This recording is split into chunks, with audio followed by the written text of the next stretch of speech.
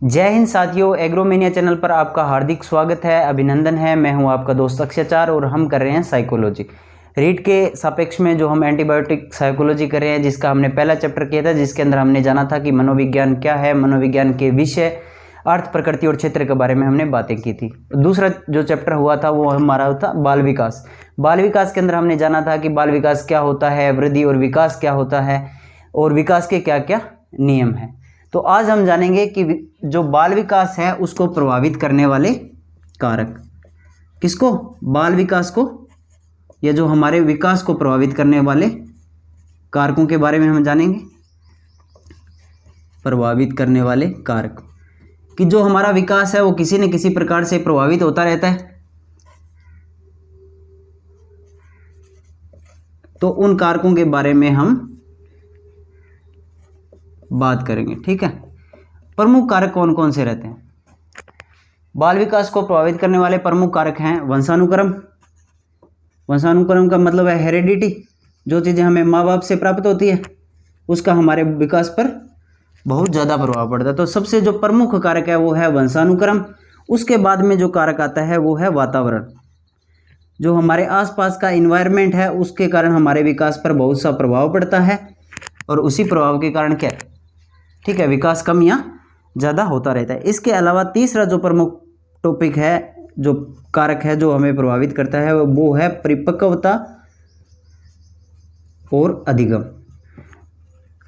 परिपक्वता और अधिगम, जो हमारे अंदर मैच्योरिटी होती है कितनी जल्दी आती है, हम कितनी चीज़ों को कितना जल्दी सीख पाते हैं, जो लर्निंग है उसका बेसिस हमारा क्या रहेगा, हम किन चीज़ों को ऑब्जर्व कर पाते हैं, नहीं कर पाते। तो वही कारण क्या है, हमारे बाल विकास को प्रभावित करते हैं। वंशानुक्रम है, वातावरण है, परिपक्वता और अधिगम है। तो इन्हीं टॉपिक्स को हम एक्सप्लेन करेंगे, अलग अलग पॉइंट्स के व्यू से देखेंगे कि वंशानुक्रम किस प्रकार से प्रभावित करता है। अलग अलग जो साइंटिस्ट हुए उन्होंने वंशानुक्रम को किस प्रकार से बताया है, वातावरण को किस प्रकार से, वातावरण के अंदर कौन कौन से कारक आते हैं, परिपक्वता और अधिगम का क्या महत्व रहता है। तो आज अभी इन्हीं विषयों पर बात करेंगे। तो अब बात कर लेते हैं वंशानुक्रम की, कि वंशानुक्रम क्या होता है। वंशानुक्रम होता है जो हमारे माता पिता से, पूर्वजों से जो चीज़ें हमें गर्भाधारण से लेकर प्राप्त होती है, जो चीज़ें हमारे अंदर जेनेटिक रूप से आती है, वो चीज़ें हमारे विकास को किस प्रकार से प्रभावित करती है, तो उसको हम पढ़ेंगे वंशानुक्रम के। वंशानुक्रम के कुछ नियम हैं, अलग अलग साइंटिस्ट है उन्होंने अलग अलग वंशानुक्रम को परिभाषित किया है। पहला जो हम पढ़ते हैं विजमैन का। विजमैन जो साइंटिस्ट हुए थे, विजमैन ने दिया था जनन द्रव्य का सिद्धांत, है ना, जनन द्रव्य का सिद्धांत। इन्होंने बताया था कि जो जनन द्रव्य है वो कभी नष्ट नहीं होता। माता पिता से जो चीज़ें हैं हमें एक पीढ़ी से दूसरी पीढ़ी के अंदर स्थानांतरित होती रहती है, और वो ही हमारे आगे विकास को प्रभावित करती है। उसके बाद में नेक्स्ट जो नियम आता है वो हमारा है लेमार्क का, उपार्जित लक्षणों के संचरण का नियम।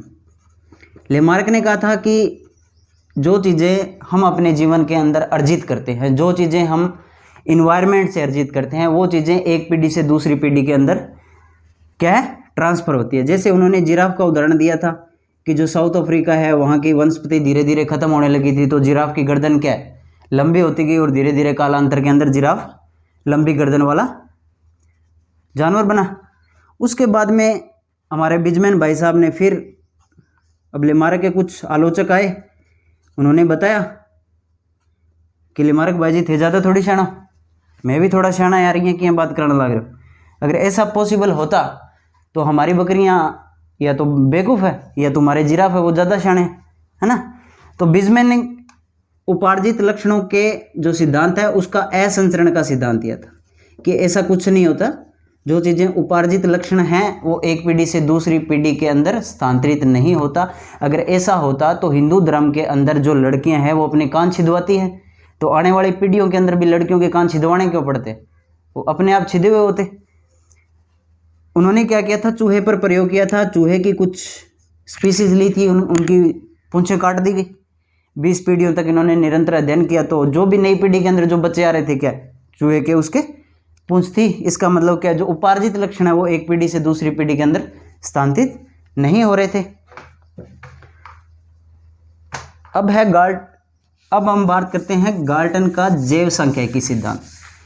गाल्टन ने एक रूल दिया था, कौन सा, जैव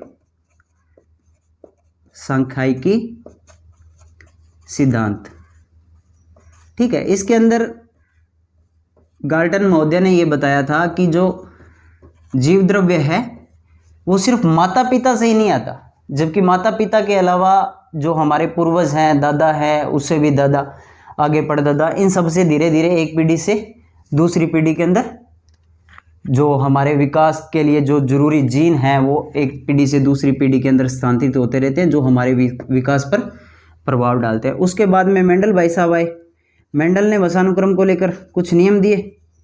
उन्होंने चूहे पर, मक्खी पर, मटर पर अलग अलग प्रयोग किए। उन्होंने बताया कि जो माता पिता है उसके समान संतान हो ये जरूरी नहीं है, कभी कभी ऐसी भी कंडीशन बनती है कि जिससे माता पिता से संतान कुछ डिफरेंट पैदा होती है। ठीक है, माता पिता जैसी जरूरी नहीं है। तो मेंडल ने ये एक नियम दिए थे कुछ, एक तो समानता का नियम।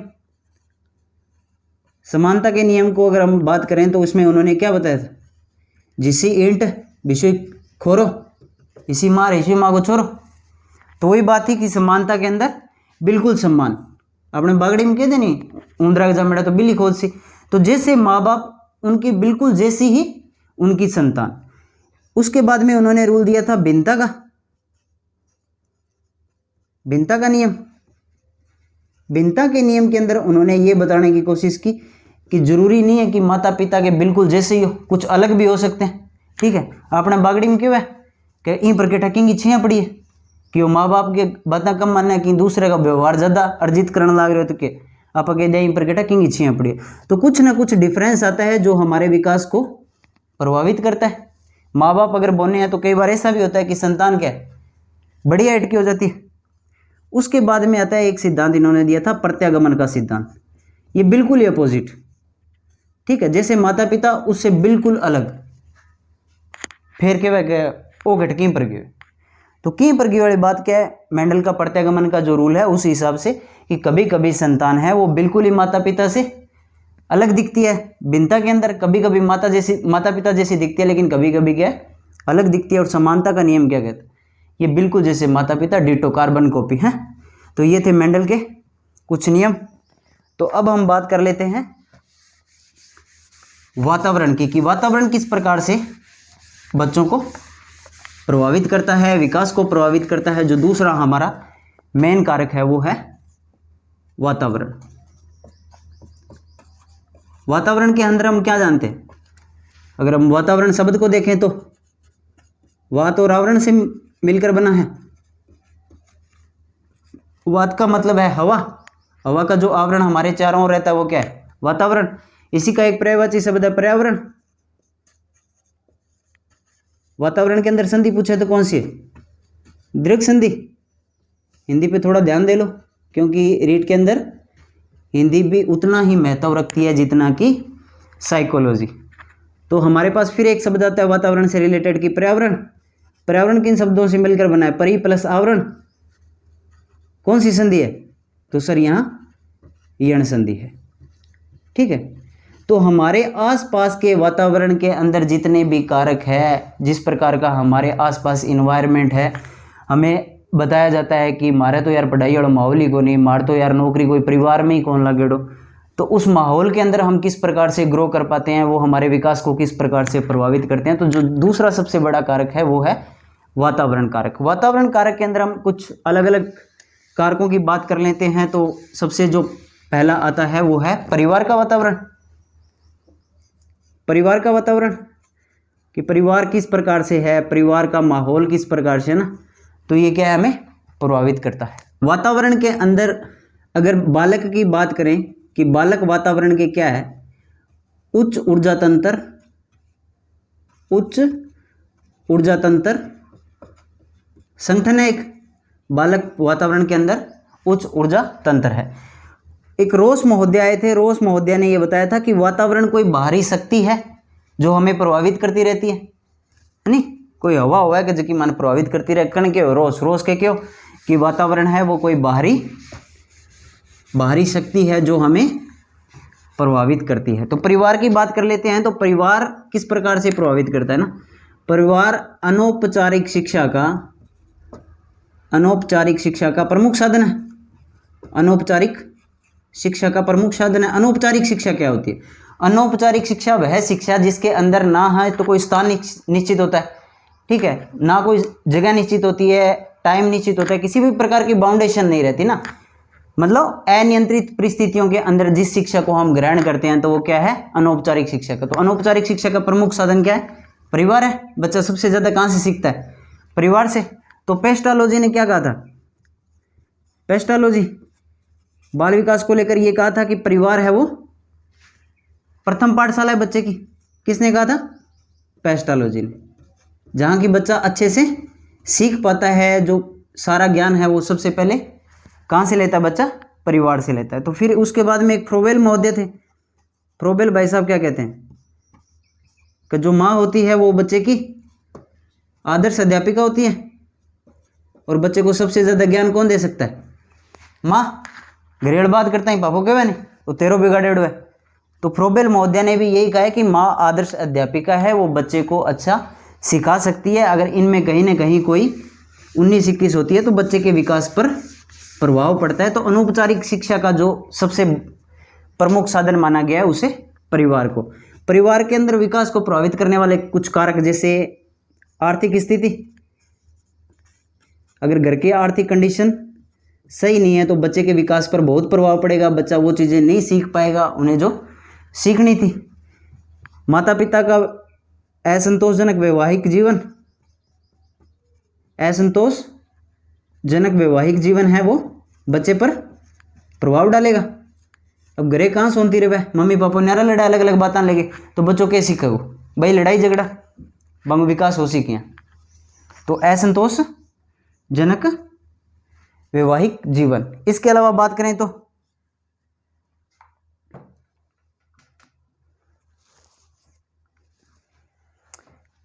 पक्षपातपूर्ण व्यवहार।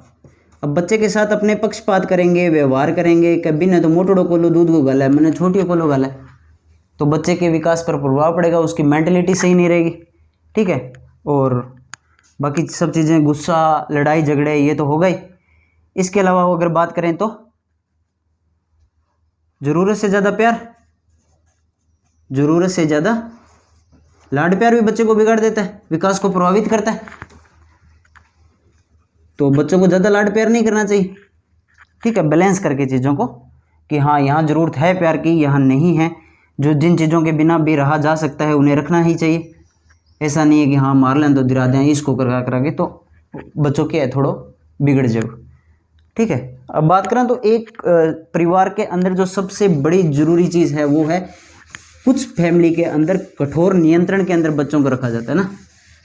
क्या रखा जाता है? कठोर नियंत्रण के अंदर। अगर बच्चा जितना ज़्यादा कठोर नियंत्रण के अंदर रहेगा उतना ज़्यादा बच्चा बिगड़ेल होगा, विकास प्रभावित होगा। अगर आपा टाबर ना कह देंगे ओ को थोड़ी पड़े इन चकड़ों को नहीं, ठीक है, अलाई ना नहीं मैं छंडूंगा, तो बच्चों के रहो इन्हें बिना हो पापा और बाजर को थोड़ी खोलो। तो आप बच्चों को कुछ मत कहो, आप आराम से रख सकते हो, वो नहीं खोलेगा। लेकिन अगर आप उसे रोकोगे, उसे टोकोगे तो वो बच्चा वो चीज़ें ज़्यादा करेगा। इसलिए उन्हें प्यार से समझाएं कि हाँ बेटा ये ऐसे ऐसे करके है और ये सब है, तो आप इसे छूना मत, तो बच्चा नहीं छूएगा। तो उसे मतलब अच्छे से हम समझा सकते हैं। उन्हें कठोर नियंत्रण के अंदर लाने की कोई ज़रूरत नहीं है। वातावरण के अंदर अगर दूसरे टॉपिक की बात करें कि सबसे ज़्यादा जो जरूरी है उसके बाद में आता है वो है विद्यालयी वातावरण। विद्यालयी वातावरण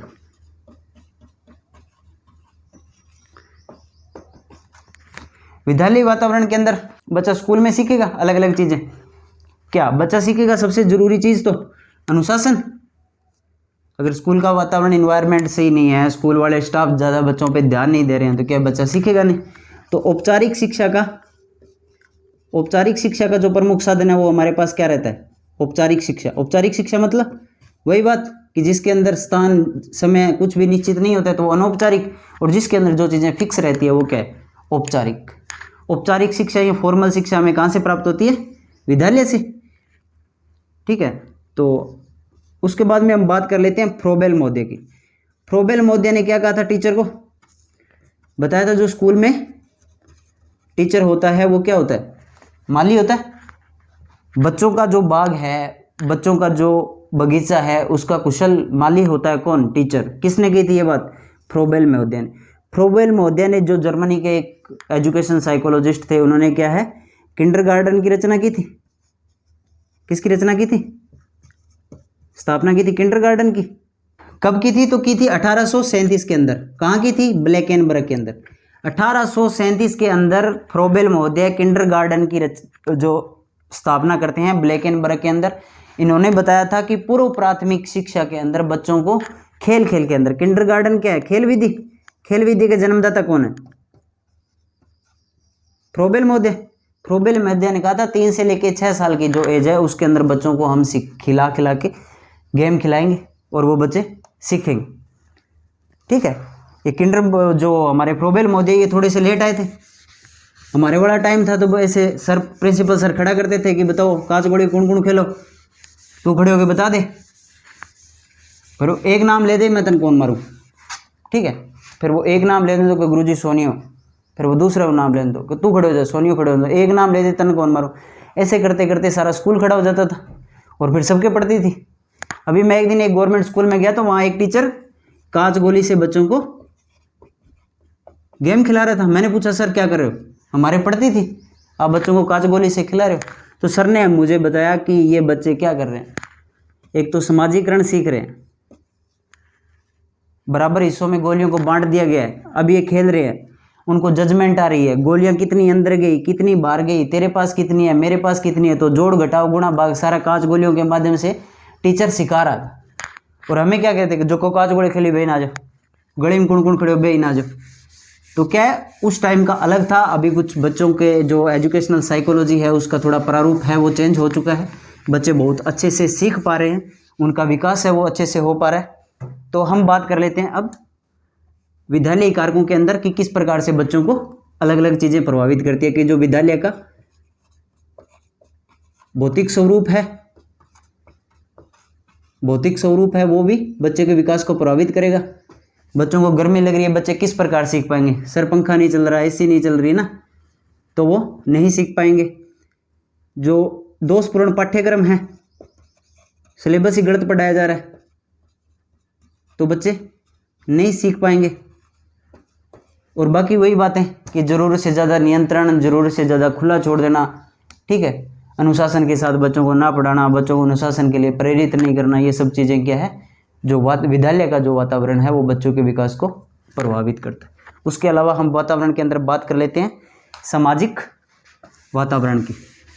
ठीक है। विद्यालय के वातावरण के बाद में हम पढ़ लेते हैं थोड़ा सामाजिक वातावरण। सामाजिक वातावरण, समाज किस प्रकार से प्रभावित करता है? आसपास का माहौल, आसपास के जैसे लोग हैं वो किस प्रकार से हमें चीज़ें सिखा रहे हैं, अड़ोसी पड़ोसी है ना, पड़ोस में कांस हुए तो बाजर उपरा का टावरन देखना जरूरी है, गाना काटनी सीख जाओ वो। ठीक है। तो अड़ोस पड़ोस है, साथी है, मित्रगण हैं, परिवार के लोग क्या कर रहे हैं, परिवार वाले किस तरह एक दूसरे को सपोर्ट कर रहे हैं, टांगे खींच रहे हैं, जो भी चीज़ें हैं वो बच्चा कहाँ से सीखेगा? अपने समाज से सीखेगा, वही अपने व्यवहार में लेकर आएगा, उसी से उसके विकास पर प्रभाव पड़ेगा। ठीक है। तो ये कुछ सामाजिक कारण है। इसके अलावा मान सकते हैं कि संस्कृति, समाज के अंदर किस प्रकार के सांस्कृतिक प्रोग्राम हो रहे हैं, किस प्रकार की कल्चर है, किस प्रकार का उनका खाना पीना है। ठीक है। खाना पीना है, उनका रहन सहन है, तो ये सब चीज़ें प्रभावित पड़ेगी, प्रभावित करेगी। खाना पीना के अंदर मान सकते हैं ना, समाज के अंदर जो हमारी संस्कृति है, सांस्कृतिक वातावरण है, वो किस प्रकार से प्रभावित करता है कि मनोहर भाई साहब है उसको तीखा खाना है, जबकि बुरा क्या है, मीठा खा के खुश रहता है। तो ये क्या है, सामाजिक संस्कृति के आधार पर हमारा खान पान, रहन सहन, पोशाक, सब चीज़ें बदलती है। उसके बाद में हम बात कर लेते हैं वातावरण के अंदर भौगोलिक वातावरण की। भौगोलिक वातावरण के अंदर हम बात करें तो जलवायु हम सबसे ज़्यादा प्रभावित करती है। ठीक है। जो मरुस्थल के लोग हैं, जहाँ पानी है, वहाँ के अलग अलग कल्चर है, वहाँ के जो इन्वायरमेंट से उनको एडजस्टमेंट करना सीख चुके हैं ना, तो वो भौगोलिक वातावरण के अंदर आते हैं, जो कि हमारे विकास पर एक बहुत बड़ा इम्पैक्ट डालते हैं। उसके बाद में हम बात कर लेते हैं तो जनसंचार, जो जनसंचार के साधन हैं वो भी बहुत प्रभावित करते हैं हमारे विकास को। मोबाइल, टीवी, रेडियो, पत्र पत्रिका, ये सारे क्या है, हमारे विकास को प्रभावित करते हैं। बच्चा क्या देख रहा है, बाधाई की, इसके अलावा क्या देख रहा है, काचा बादाम। तो ये सारे हमारे जो दिमाग के अंदर गलत इम्पैक्ट डालते हैं। कुछ अच्छी चीज़ें हैं, अखबार खोलेंगे तो ही वही खबरें ढूंढेंगे, ट्रैक्टर कट पलट गयो, ठीक है, एटीएम घट चोरी हुए है, किया चोरी करे हुए, ये चीज़ें देखेगा। इं कौन देखे भी राष्ट्रपति आज किसी देश को दौरो करे हुए के बैठे भाषण दिए हुए, ये चीज़ें के बच्चे के विकास पर, मेंटली विकास है चाहे शारीरिक विकास है, यहाँ पर प्रभाव गिरे, ठीक है। अब हम बात कर लेते हैं जो तीसरा मेन टॉपिक है हमारा, वो है परिपक्वता, परिपक्वता और अधिगम। परिपक्वता और अधिगम। परिपक्वता जो हमारे अंदर मैच्योरिटी आती है, कितनी जल्दी आती है, हम चीज़ों को किस प्रकार से सीख पाते हैं।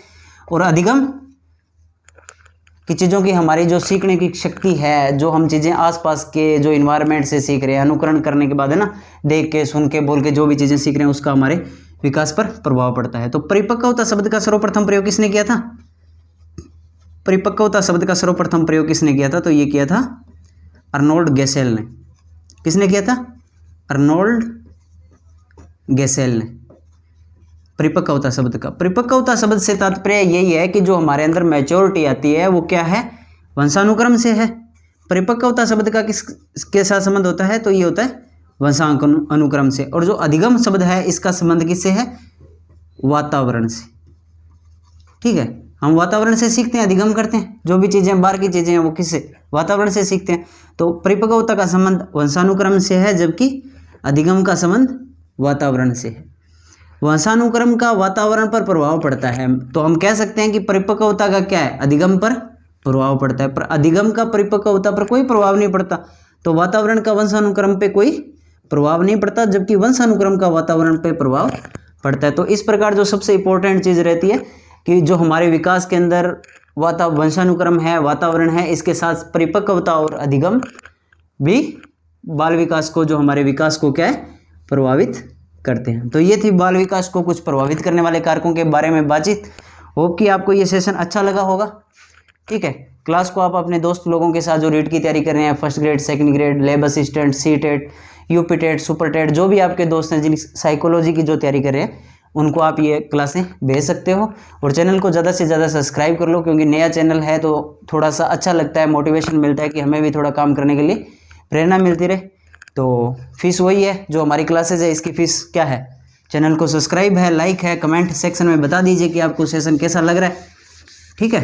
तो मिलते हैं एक नई वीडियो में, तब तक के लिए नमस्कार।